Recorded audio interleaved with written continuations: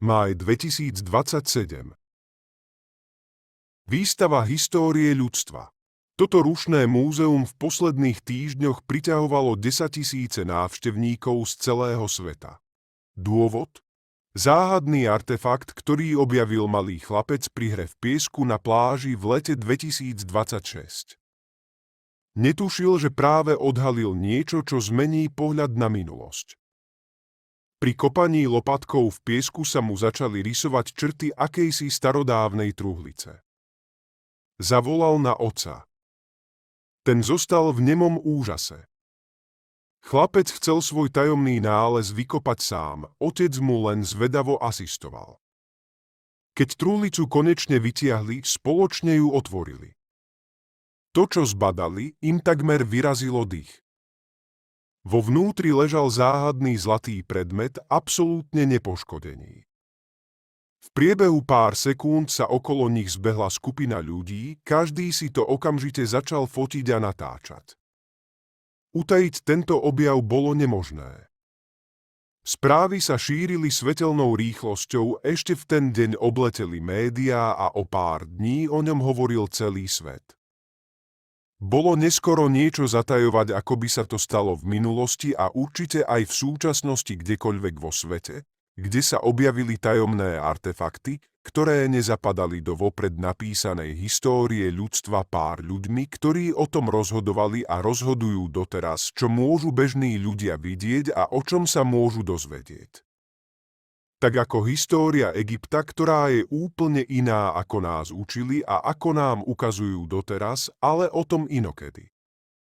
Otec ako zákonný zástupca nálezcu súhlasil so štúdiom artefaktu, no iba za prítomnosti médií a za jeho účasti. Chcel sa uistiť, že sa nestratí ako mnohé iné nálezy v minulosti.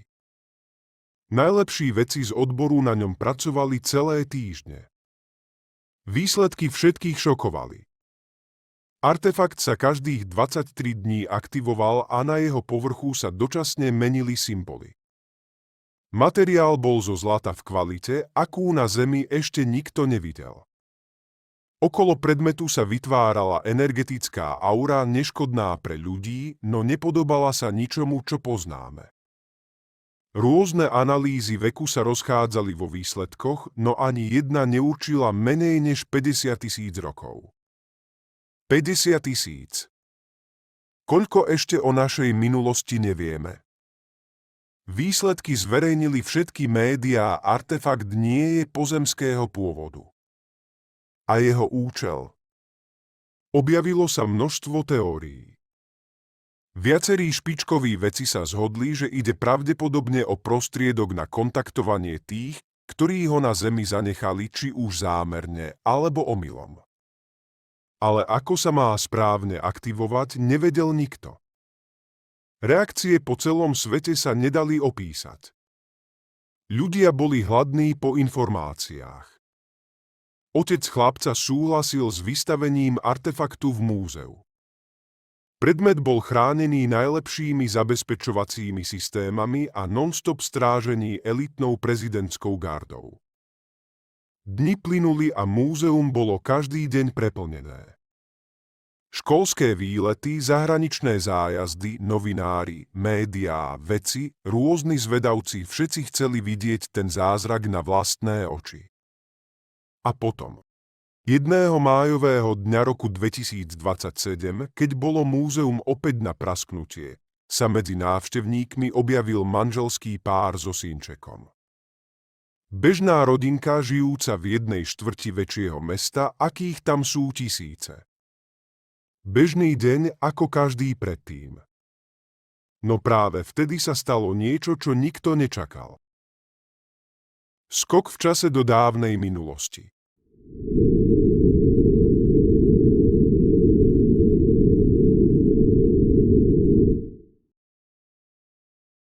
Nad planétou prebieha vesmírny súboj, ale kto sú tí, ktorí proti sebe bojujú? A čo je to za planétu, nad ktorou sa to odohráva?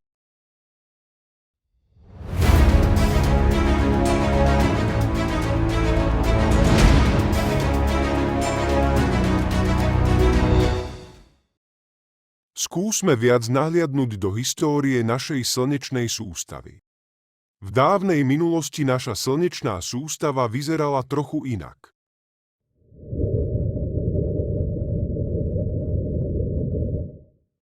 Mars, planéta plná života, iný ako ho poznáme dnes.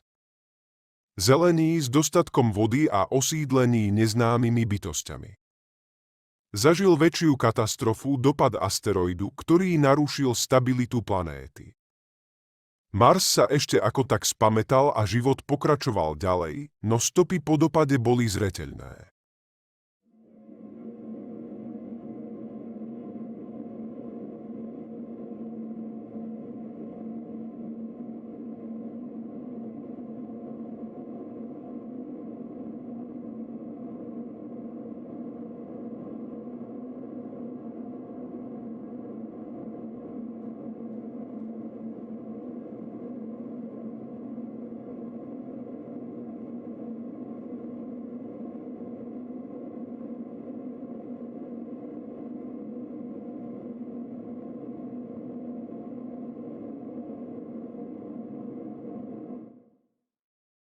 Phaeton, planéta nachádzajúca sa v zóne života, väčšia ako Zem a Mars.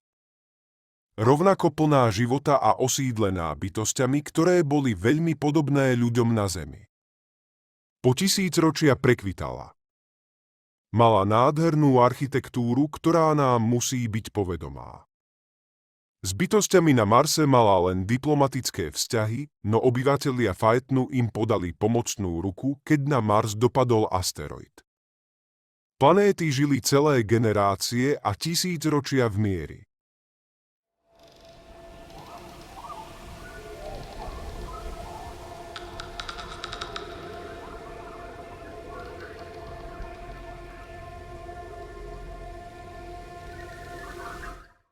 Jupiter. Táto dominantná planéta zohrala veľkú úlohu v udalostiach, ktoré sa stali. Záhadná búrka na planéte, ktorú poznáme aj dnes, bola na nej aj v minulosti. Nekončiaci pekelný kolotoč. Tak ako Slnko a iné planéty, aj Jupiter prechádzal svojím vývojom. Posledné zmeny na ňom dočasne mnohonásobne zvýšili slapové sily. A tento vývoj bol pre Phaeton začiatkom konca. Keď sa obe planéty na svojich obežných dráhach priblížili, slapové sily začali narušovať nielen povrch, ale aj jadro Phaetonu. Obyvatelia planéty zistili, že jej koniec je neodvratný. Požiadali o pomoc bytosti žijúce na Marse, tie však z obavy o vlastnú bezpečnosť odmietli. Miesto pomoci zaútočili na ich lode nad planétou. Nepoznáme dôvod tohto útoku, no bytosti z Phaetonu v konflikte zvíťazili. Zánik ich planéty bol však už blízko. Vo svojich lodiach sa rozprchli do vesmíru. Zánik planéty nebol explozívny, aj keď pár veľkých úlomkov sa stratilo v temnote vesmíru. Phaeton sa postupne pôsobením slapových síl Jupitera rozpadol. Na pohrebisku týchto udalostí sa za tisícročia vytvoril asteroidový pás, tak ako ho poznáme dnes. Nebola to však posledná katastrofa, ktorá postihla planéty v našej slnečnej sústave. Tieto udalosti mali svoju dohru. A tá postihla aj Mars. Jeden z veľkých úlomkov z Phaetonu putoval slnečnou sústavou a odpočítaval posledné okamihy života na Marse. Tento úlomok križoval jeho trajektóriu a chystal sa na jeho zničenie. Mars sa bránil ako vedel. Úlomok o veľkosti desiatok či stoviek kilometrov sa začal obtierať o jeho povrch. Bolo to len pár minút, možno hodina, no táto katastrofa navždy zmenila tvár planéty. Pozostatky týchto udalostí spôsobili, že tvár planéty, ktorá bola pokrytá vodou a zeleňou, sa navždy zmenila na púšť, akú ju poznáme dnes. Prešli stáročia. Obyvatelia Phaetonu sa pravidelne vracali do našej slnečnej sústavy a navštevovali aj Zem. Návštevy neboli pravidelné, ale prichádzali raz za 10 ročia, možno stáročia. V dávnej minulosti, ktorú poznáme aj z našich historických záznamov, sa opäť raz vrátili. Možno chceli ostať, možno prišli len pozrieť vývoj na Zemi. Ich návštevy nikdy netrvali dlho z pohľadu vesmírnych hodín, no pre ľudí na Zemi to boli možno mesiace či roky. Ozveny dávnej minulosti obyvateľov Phaetonu ich dostihli aj v čase, keď boli na Zemi. Jedného dňa sa na oblohe objavili plavidlá, ktoré patrili tým, ktorých už tisícročia nevideli. Áno, boli to lode bytostí, ktoré ich napadli pri ich planéte ešte pred tragédiou Phaetonu. A na Zem neprišli s dobrými úmyslami. Chceli si ju nechať pre seba. Nevieme, ako sa to stalo a čo nasledovalo. Hovoria o tom len legendy o vojne bohov na oblohe, možno zápisky na hlinených a kamenných tabuľkách, ktoré sa bežným ľuďom dokonca ešte ani v dnešnej dobe nedostali všetkým na oči. Na oblohe sa rozpútalo peklo, aké Zem nikdy predtým ani potom nezažila. Ako to celé skončilo? Votrelci boli porazení. Niektorí zničení, iní odleteli. Až dodnes nevieme o tom, že by sa vrátili. Obyvatelia Phaetonu, ktorí nás zachránili, nechceli riskovať ďalšie konflikty, alebo možno uzavreli s votrelcami dohodu a pomaly sa chystali opustiť Zem. Zanechali našim prastarým predkom múdrosť, vedomosti a možno aj dedičstvo, ktoré ešte skúmame alebo o ňom ani netušíme. Jednou z vecí, ktoré tu zanechali, bol aj záhadný artefakt. Niektorí ľudia ho celé desaťročia či stáročia strážili, iní sa ho snažili získať pre seba. Kvôli nemu sa viedli vojny a šírila nenávisť. Túžba po moci, aj keď obmedzená časom a dĺžkou života telesnej schránky, spôsobila na Zemi veľa utrpenia. Tieto vlastnosti ostali v niektorých ľuďoch až do dnešných dní.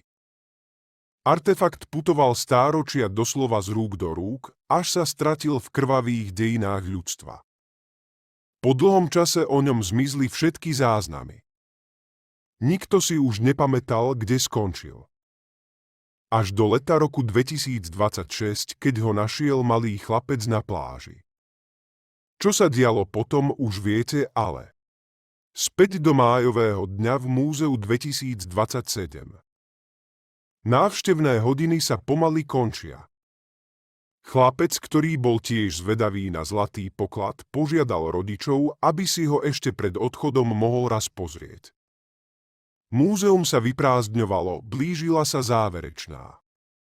Rodičia vyhoveli synovi a prišli k sklenenej vitríne, za ktorou bol artefakt.